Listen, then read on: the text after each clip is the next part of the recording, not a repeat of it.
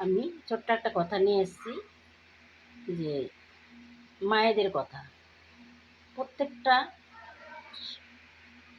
সন্তান যখন মায়ের কোলে আলো করে আসে না, প্রত্যেকটা মায়ের খুব আনন্দ হয় যে সন্তানটাকে আমি বড় করে মানুষের মতো মানুষ করব।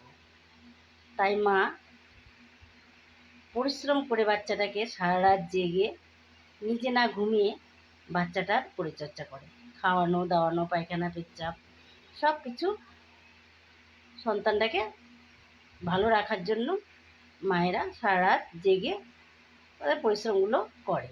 এবং যখন আস্তে আস্তে সে কথা বলতে শেখে, বড় হয়, তখন আর তাকে স্কুলে ভর্তি করায় 1 থেকে 2। তখন মায়ের শিক্ষক হয়, প্রথম শিক্ষক তো মা। তাই তখন মারা বলে কি, বাবা পড়াশোনা করো, তুমি মাস্টার হবে, ইঞ্জিনিয়ার হবে, তোমাকে সবাই সালাম দেবে, পড়াশোনা করো, দেখো ওই বাড়ির ছেলেটা কত বড় চাকরি পেয়েছে, পড়াশোনা করো। তখন কিন্তু বাচ্চাগুলো মায়ের কথা, ছোটো তো, মায়ের কথা শুনে পড়াশোনা করে। যখন ছেলেটা আস্তে আস্তে মাধ্যমিক পাশ করে বাইরের পরিবেশের দিকে চলে যায়, তখন সে বাজে ছেলেদের বন্ধুবান্ধব, মদ নেশা এগুলো সব করে বাড়িতে আসে। বাড়িতে এসে মাকে মারতে যায়, মা ভালো কথা বললে শোনে না, বাবার কথা শোনে না।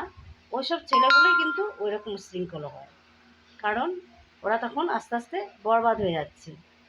তাই শুধু মায়ের দোষ দিলে হবে না, সব মা একই, সব মা একই। অসুরের মাও তো আমাদের মতো, কিন্তু অসুরটা তো মায়েদের কথা শোনে নাই। তাই তাদের এই পরিণাম। কিন্তু দুঃখিনী মায়ের কথা কি বলবো, ওর জন্য আমাদের মন খারাপ লাগছে, দুঃখ লাগছে। ও হয়তো পাগল হয়ে বেরিয়ে যাবে, আর কি হবে। তাই মনে খুব খুব লাগলো বললে বললাম।